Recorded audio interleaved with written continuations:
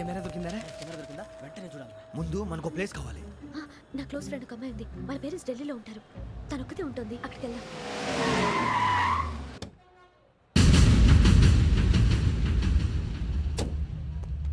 గజాల ఇక్కడ ఆడున్నాడు sir.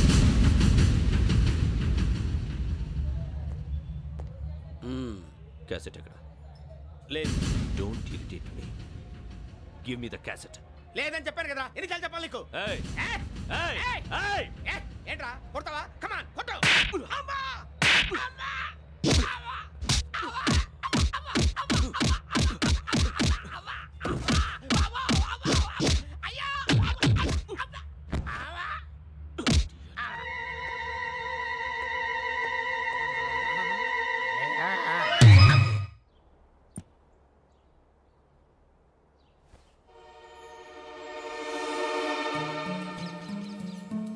Indira park. నాన్నగారు వాకింగ్ అక్కడికే వెళ్ళేవారు. అక్కడ రకరకాల పక్షుల్ని కెమెరాతో రికార్డ్ చేసేవారు. ఈ ఒక్కసారి ఎక్స్క్యూజ్. ఇది నీకు ఫస్ట్ టైం కాదు. ఒక ఇన్నోసెంట్ స్టూడెంట్ ని నీ పర్సనల్ వెంజెన్స్ తీర్చుకోవడానికి నక్సలైట్ అని ముద్ర వేసి చంపేశావు. అది నాకు తెలుసు కూడా నువ్వు నా ఫ్రెండ్ అని చెప్పి ఎక్స్క్యూజ్ చేశారు. ఈ నకిలీ స్టాంపులు కుంభకోణం దేశంలో ఉన్న పెద్ద ఇష్యూ అయింది. మన రాష్ట్రంలో మినిస్టర్ అరెస్ట్ చేశారు. కర్ణాటకలో పొలిటీషియన్స్ తో పాటు పెద్ద పెద్ద ఆఫీసర్స్ అరెస్ట్ చేశారు. మహారాష్ట్రలో ఎన్కౌంటర్ స్పెషలిస్ట్ దయానాయకనే వదలలేదు. అసలు మొట్టమొదటిసారి అబ్దుల్ కరీం తిరిగి మీద 1999 ఆగస్టులో బేగం బజార్లో కేసు నమోదైంది.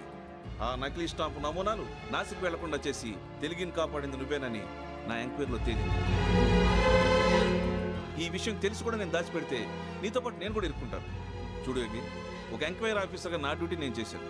నిన్నేం చేయాలో ఆ కోర్టే డిసైడ్ చేస్తుంది. నిజమే సార్, కానీ నా కెరియర్ మొత్తం స్మాష్ అయిపోతుంది. Try to cooperate. సారీ, నన్ను ఇన్ఫ్లుయెన్స్ చేయడానికి ట్రై చేయొద్దు. I'm going to submit my report today. Let me do my duty.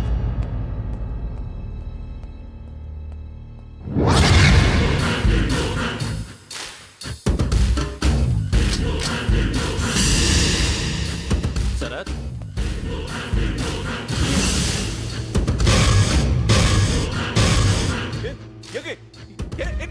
నీ సిన్సియారిటీకి మెచ్చి నేనిస్తున్న ప్రమోషన్. నక్సలైట్ల చేతుల్లో హతమైన శరత్ కుమార్ IPS. రేపు నువ్వు న్యూస్ చూడలేవు కదా, అందుకే అడ్వాన్స్ గా న్యూస్ చెబుతున్నా. వెంకీ, వాడిని ఎక్కడో చూశానని చెప్పాను కదా, మా ఫ్లాట్స్ లోనే చూసాను. ఎప్పుడు? అదే మే ఊరు వెళ్ళే రోజు. మీరుండే ఏరియా ఏ పోలీస్ స్టేషన్ లిమిట్స్ లోకి వస్తుంది? లక్టీ కపూర్. ఈ యోగేందర్ శర్మ ఏపీ పోలీస్ అకాడమీకి హెడ్ ఆఫీసర్గా రావడానికి ముందు లకడి కబ్బుల్లోనే డీసీపీగా పనిచేసేవాడు. అంటే శ్రావణి, ఆ రోజు ఏం జరిగింది? మా నాన్నగారు ఆ రోజు ఎందుకో చాలా టెన్షన్గా ఇంటికి వచ్చారు. నాన్న, జ్యూస్ ఇక్కడ పెడుతున్నాను, తాగండి. అలాగే.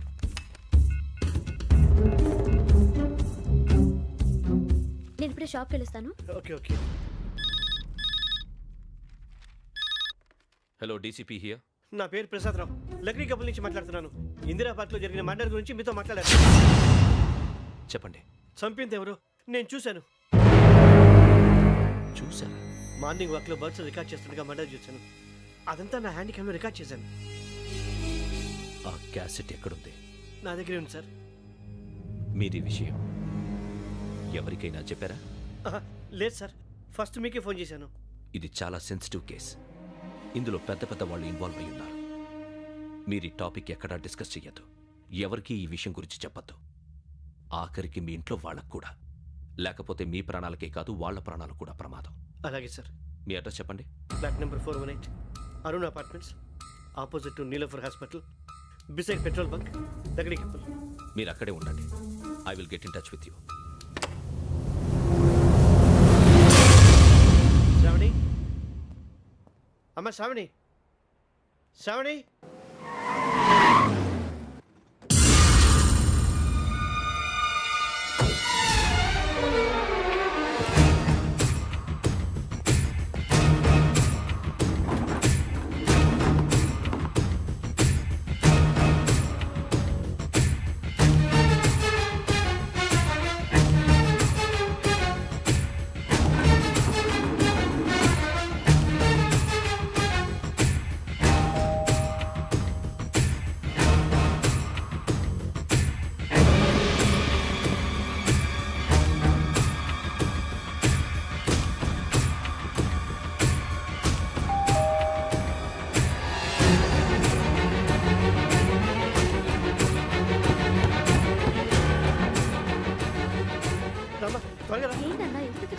ఏంటి చెప్తారా దా.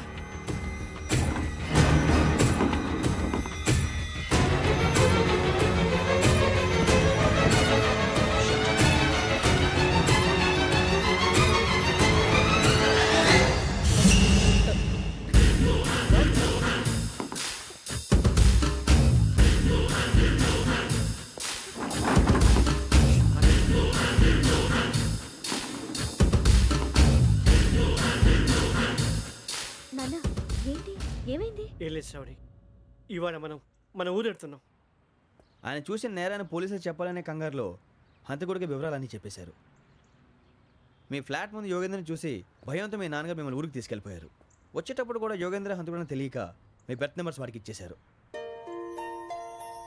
బెర్త్ నెంబర్స్ మారటం వల్ల మీ నాన్నగారితో పాటు ఆ అమ్మాయిని చంపేశాడు. వాడిని వదలకూడదురా. ఈ క్యాసెట్ మన దగ్గర ఉండగా వాడు తప్పించుకోవడం కష్టం. కానీ ఈ సాక్ష్యాన్ని పోలీసులు అందజేద్దామంటే ఈ కేసు డీల్ చేస్తున్న డీసీపీ భరత్ వాడికి చాలా క్లోజ్. పోనీ మనం గవర్నర్ని కలిస్తే? వాట్? గవర్నర్ అపాయింట్మెంట్ తీసుకున్నారా? అవును సార్, వాళ్ళ దగ్గర ఎవిడెన్స్ ఉందట.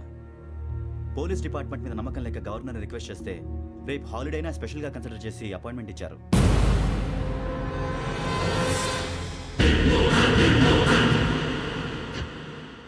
అమ్మయ్యా, ఈ క్యాసెట్ గవర్నర్ గారికి అందిస్తే మనం ఈ నేరం నుంచి బయటపడిపోయి మన ఉద్యోగాలు మనం చేసుకోవచ్చురా. ఉద్యోగాల మాట దేవుడు ఎరుగు. ముందు మన ఊరు వెళ్ళిపోతే ఏ అప్పు సొప్పు చేసి బతికేయచ్చు. ఒరే అన్నట్టు చాన్నాలేంది మందేద్దాను రావునరా. వదిలేదండి. ఓ మందంటే ముందుండేవాడు శ్రావణి గారు మిమ్మల్ని చూసి భయపడుతున్నాడు. నాకు భయపడుతున్నాడా? మందు కొట్టక ముందు ఈడు అందరికి భయపడతాడు, మందు కొట్టిన తర్వాత ఈడికి అందరు భయపడతారు. అది తెలుసు. అబ్బే ఇప్పుడు అలాంటివి ఏం జరగవండి.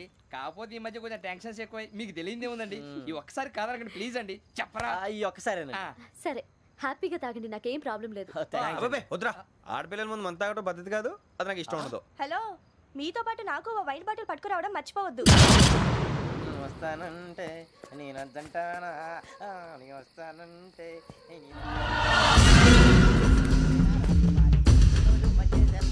చాలా రోజులైంది.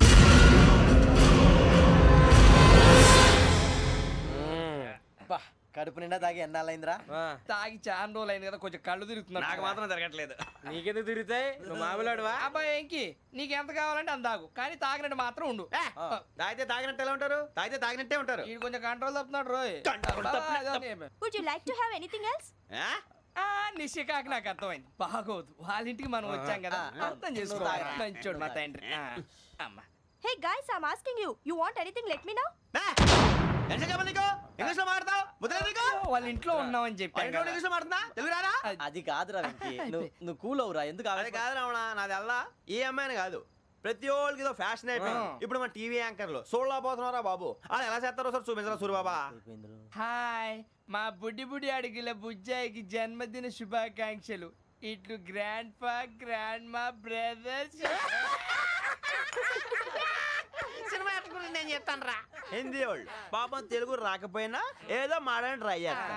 మనోళ్ళు ఉన్న రోగం తెలుగు వచ్చిన రానట్టు అదేమిటి ఇదేమిటి అది అరిగా ఉంటుంది, పైన ఉంటుంది. మనకెందుకురా, నువ్వు ముందు మందు కొట్టి చెప్తా. కొట్టు. అయిపోయింది.